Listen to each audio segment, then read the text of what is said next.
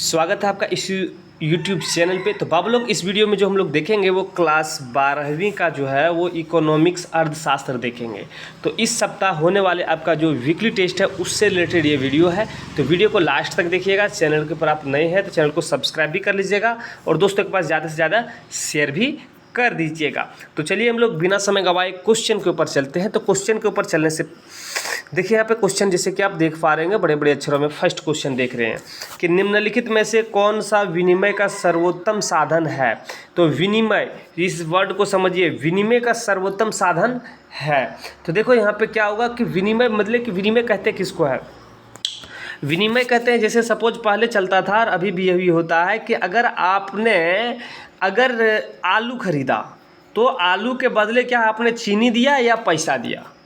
तो पहले होता था कि अगर आलू के बदले में जो भी आपके घर में सामान है वो हम देंगे, उसके बदले में हमको जो ज़रूरत है वो हम आपसे लेंगे, ठीक है। तो वो था विनिमय, तो वो वस्तु विनिमय था। लेकिन अभी जो विनिमय सर्वोत्तम साधन है वो मुद्रा हो गया है, क्योंकि हम पैसा इसको देते हैं, पैसा के बदले सामान खरीदते हैं, तो मुद्रा हो जाएगा। आपको ऑप्शन नंबर बी सही होगा, ठीक है। नेक्स्ट प्रश्न को देखिए। नेक्स्ट क्वेश्चन यहाँ पे जैसे कि आप देख पा रहे हैं दिया हुआ है, जब मुद्रा ने दूर किया है। मुद्रा ने क्या दूर किया? सामाजिक बुराइयों को, आर्थिक बुराइयों को, सरकार की समस्याओं को, वस्तु विनिमय प्रणाली की कठिनाइयों को।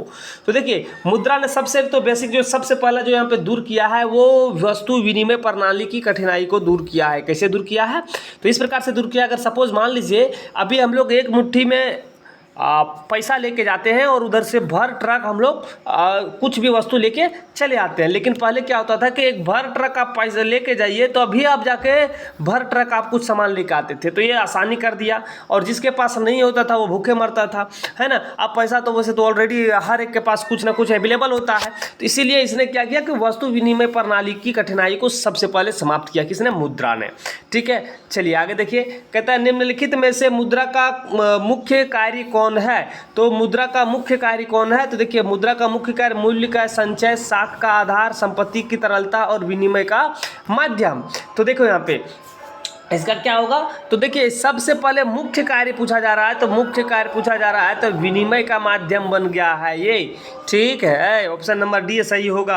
आगे दिया हुआ है, कहता है कि भारत का केंद्रीय बैंक निम्नलिखित में से कौन सा है। तो भारत का केंद्रीय बैंक जो मतलब कि जो केंद्र बैंक होता है, तो देखिए यहाँ पे इसका जो केंद्रीय बैंक है वो कौन है। तो बाबू लोग बताते चले कि reserve bank of India RBI जो है वो भारत का केंद्रीय बैंक है, ठीक है।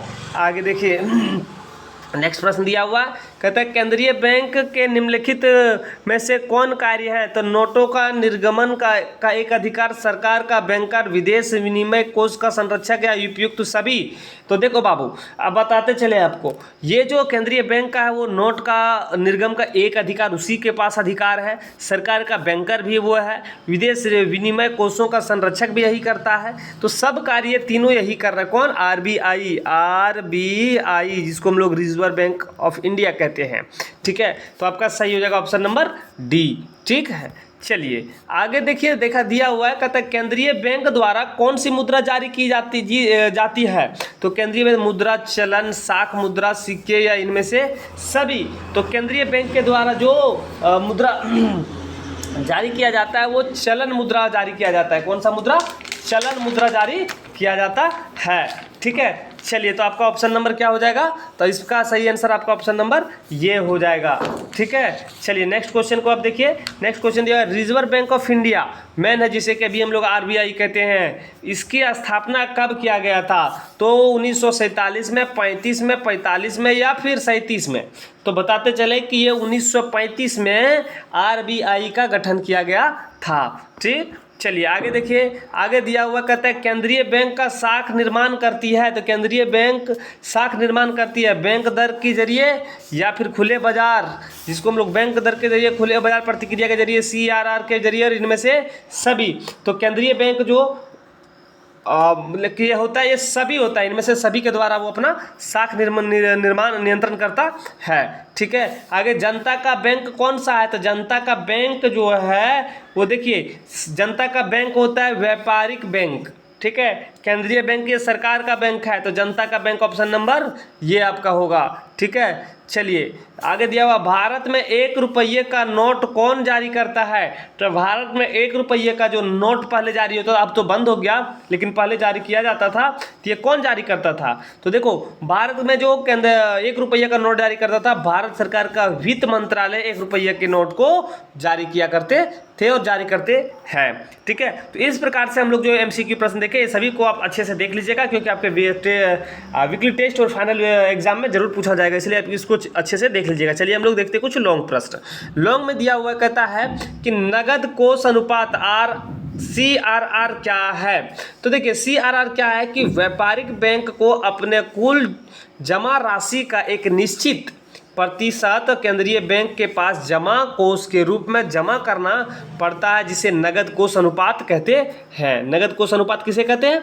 तो जो भी व्यापारिक बैंक होता है, जैसे कि अभी व्यापारिक बैंक अभी आप लोग देख सकते हैं कि अभी आप लोग का जो खाता है, तो किन्हीं का खाता भारतीय स्टेट बैंक में होगा, किन्हीं का खाता भारतीय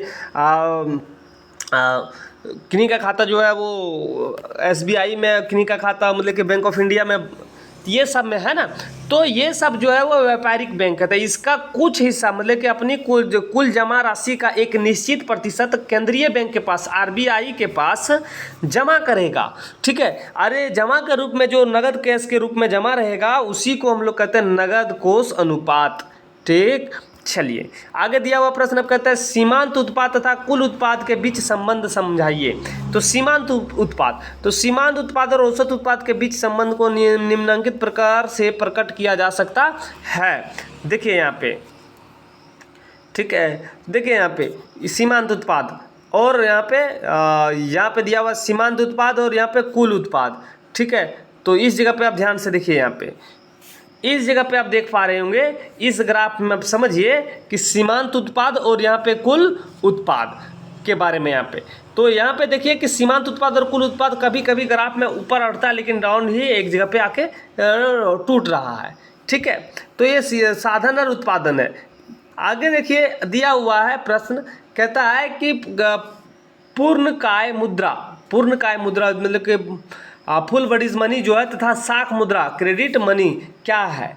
तो देखिए पूर्णकाल मुद्रा क्या है? इससे अभिप्राय उस मुद्रा से है जो सिक्के के रूप में होता है। जब यह मुद्रा जारी की जाती है तो इसका मूल्य मौद्रिक मूल्य के बराबर होता है। जबकि शाख मुद्रा क्या होता है? इससे अभिप्राय है कि उस मुद्रा से जिसका मौद्रिक मूल्य वस्तु मूल्य से अधिक होता है, ठीक है। इसी को हम लोग कहते हैं शाख मुद्रा और पूर्णकाय मुद्रा, ठीक है। तो इस प्रकार से जो भी प्रश्न हम लोग इसमें देखे, ये सभी प्रश्न इंपॉर्टेंट है, इसलिए आप इसको एक बार और रिमाइंड करके देख लीजिएगा और वीडियो को ज़्यादा से ज़्यादा दोस्तों के पास शेयर कर दीजिएगा। वीडियो अच्छी लगी हो तो वीडियो को लाइक कर दीजिए, चैनल के ऊपर आप नए हैं तो चैनल को सब्सक्राइब कर दीजिए, क्योंकि और भी वीडियो आपके पास ताकि पहुँचे। तो चलिए हम लोग वीडियो को यहीं पर समाप्त करते हैं, फिर मिलेंगे नया पार्ट लेकर। आपसे अलविदा लेते हैं। जय हिंद।